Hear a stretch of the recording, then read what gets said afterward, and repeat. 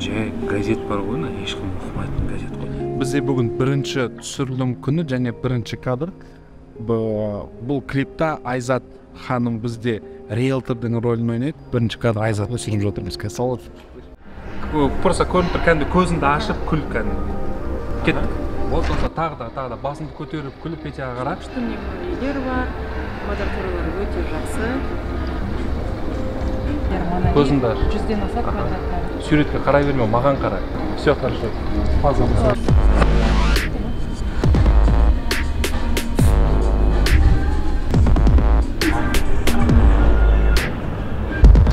Как ты сказал, это называется? Казахская сварка.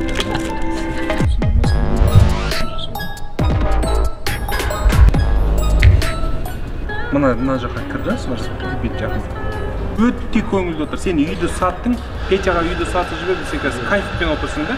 Сосын мынандай бір дүние, сен мына қазақ үймен қазір взаимодействиең бар, білесің ғой, сен қазақ үйге базы жоқ болып кетуің керек. Сонда сен қазір өлең айтып отырған кезде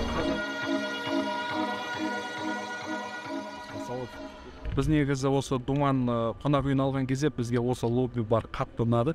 Қараңызшы, интерьері жақсы және қазақ нақышта жарты қазақ үйді жаңағы экспонат ретінде қойған, павильон ретінде өте жақсы. Біз қазір пайдаланып жатырмыз. Жоғары жақтан берісті жарықты бергеннің арқасында бізде қабырғаларда сондай көлеңкелер мен шаңырақтан түскен жаңағы өрнек пайда болды. Ол бізге енді кадрға көлем береді, негізі өте маңызды дүние. Сондай күшті кадр түсіріп жатырмыз біз. Осы жерде мынандай бір план алайық. Қазір Айзат мүмкін жүре қойшы. Хорошо. Сен айтпайсың? Қазір просто жүресің, қарайсың.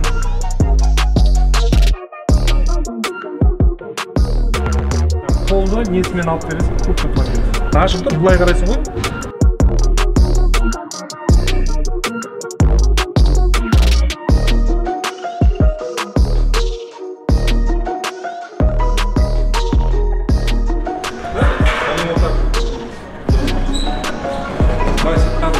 Бұлай алысылысың.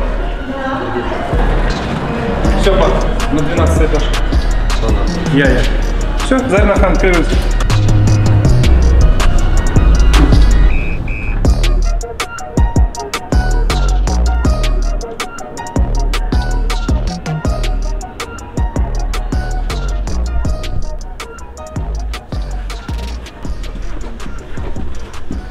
Негізі біз қазір Наурыз мейрамының қарсаңында Наурыз туралы әнге бейнебаян клип түсіріп жатырмыз. Негізі бұл әннің сөзі біздің ақынымыз Мұқағали Мақатаевтың сөзі. Осы сөзге жақсы әуен жазылды, аранжировка жасалынды.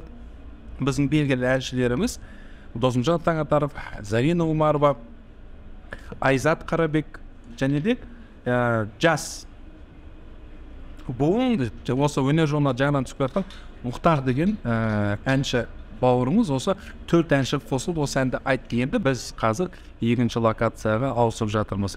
Негізгі клиптің идеясы қазіргі таңда қаншалықты заманауи болсаң да, бизнесмен болсаң да, әнші болсаң да, Айзат Қарабектің рөліндегі риэлтор болсаң да, сені бәрібір өзіңнің тарихынан, мәдениетінен ауытпауға болмайды, ауытпаған жөн болады, және де отбасылық құндылықты сақтау деген месседж дейді ғой, қазір тіледі, сондай месседж бар енді. Барынша сол клипті осыны көрсетуге тырысамыз. Бұлай жұмыс істеңіз болады, бұлай кадрға жұмыс істеңіз. Прямо на камеру смотреть, да? Хотите, да. Зарина боковой жақсы жасайды. Зарина кішкене проработка жасайды. Шашпен жұмыс жасап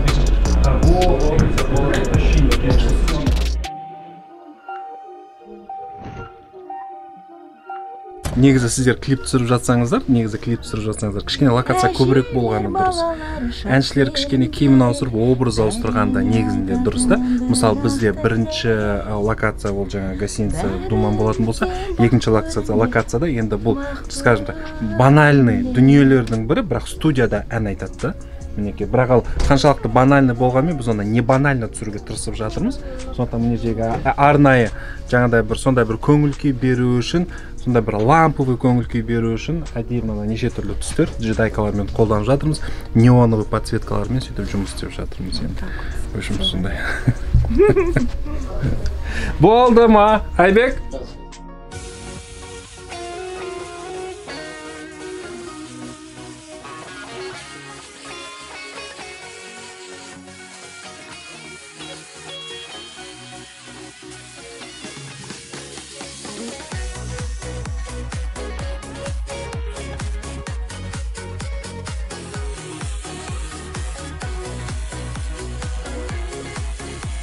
Мы просто музыку слушаем, буквально там 4 поправок.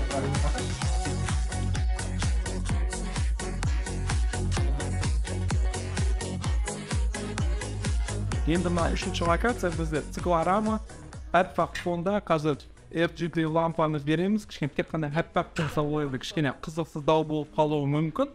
Сондықтан қазір технология бізге мүмкіндік береді, сондықтан қазір артымыз қызыл, жасыл, көк, майда сары болады анекдоттарында.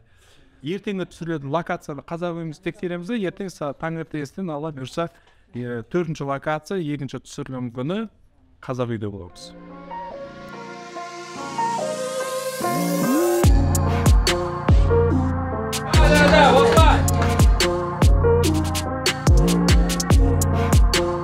Бибириyle daha yanım bileyim.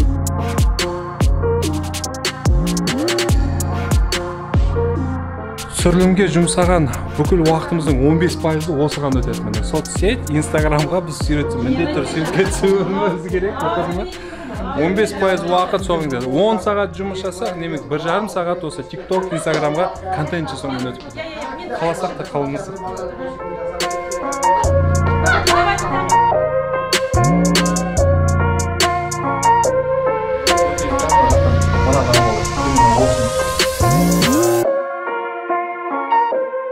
Біз енді негізінде өзіміз жоспарлағанбыз, бұдан да ұзақтау болады деп, бірақ шүкір кәсіби әншілермен, кәсіби командамен жұмыс істегеннен кейін, сосын бүгінгі түсірілімді егжей-тегжейлі дайындағаннан кейін шыны керек, біз өзіміздің жоспарлаған уақытымызда 1 сағат қана астық. Енді бұл біз үшін не үлкен жетістік. Ертең жалғастырамыз.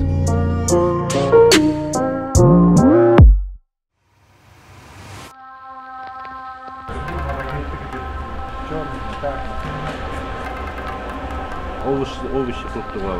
Астау bilen detti.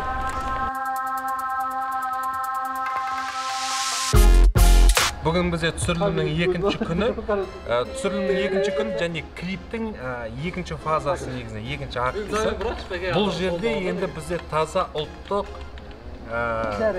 мәдениетіміз, дәстүріміз, біз осы жерде жаңағы отбасылық құндылықтардың маңыздылығын көрсетуіміз керек негізінде. Енді бізде кадрда не болады қазір? Өзінің немересімен ойнаған апа болады, немересімен ойнаған ойнап отырған, әңгімелесіп отырған атаны көрсетуіміз керек, дастарханды көрсетуіміз керек. Қазір ет алып келеді, ет астық.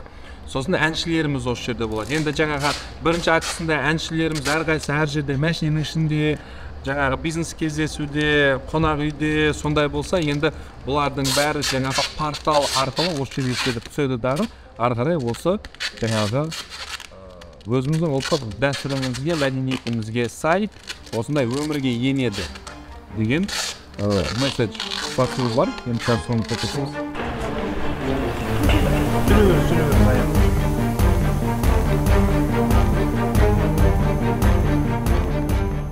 Негізі клип түсірсе де, кино түсірсе де, қысқа метрде кино түсірсе де, негізінде раскадровка деген дүние бар да, жаңа сценарий жазылады, сосын жаңағы қоюшы оператор отырып алады дадым. Енді бұл сценарийді, бұл идеяны жаңағы визуализация кезінде қалай іске асырамыз деген сұрақтарда осындай раскадровка деген дүние бар. Бұл жерде жаңағы камера қай жақта қай жаққа қимылдау керек, шамамен қандай жаңағы план керек, ірі план ба, ортақ план ба, орта план ба мысалы деген осылай дүниелер бар. Режиссерға қалай, режиссердің ойымен ол қандай кадр болу керек, жарық қай жақта түсу керек деген сияқты дүниелер бар. Негізі оны раскадровка дейді. Оны сызат кәдімгі дейді. Бірақ мысалы мен сурет сала алмаймын. Сондықтан маған жаңағы интернеттен отырып, менің идеяма сәйкес картиналар, видеоларды жинап, сосын сол арқылы жаңа монтаж жасалып, раскадровка солай жасаған маған негізде ыңғайлы. Мына клипте де мен алдыға осының раскадровка жасап алдым. Қай жерде, қай акты жаңағы әншім не істеу керек, ол жаңа қонағы кіру керек, ол жаңағы лифтпен көтерілу керек, сосын жаңа бір кездесуде бір адаммен сөйлесіп отыру керек, мәшинеге кетіп бару керек, кетіп бара жату керек, мына жерде студияда ән айтып тұру керек деген сияқты дүниелер бар. Осының бәрін мен интернеттен кадрларды тауып бір-біріне келтіріп, сол монтажын негізі жасап алғам. Енді мен тек қана осы монтажыма керекті кадрларды түсірумен ғана айналысамын. Сондықтан менде уақыт негізінде аз кетеді.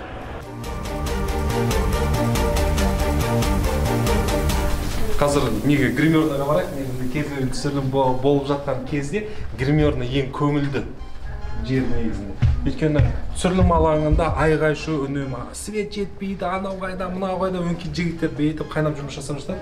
Ал гримерна мен костюмернада всегда өте көңілді болады негізі. Ол жерде сосын шай бар негізінде.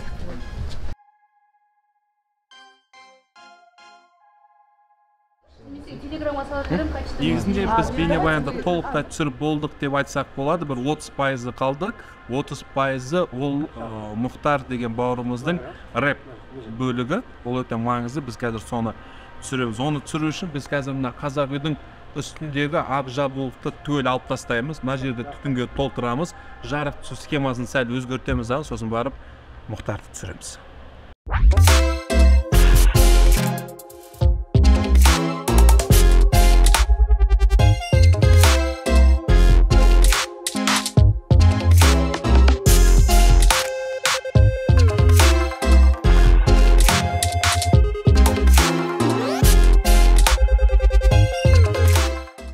Болды, біттік.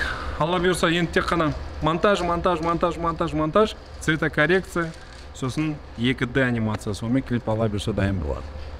Осымен клип бітті. Принципе, клиптің қатты қиыншылығы болған жоқ. Дегенмен де өзінің қиындықтары болды. Соған қарамай біз 2 күннің ішінде 4 минуттық клипті бітірдік.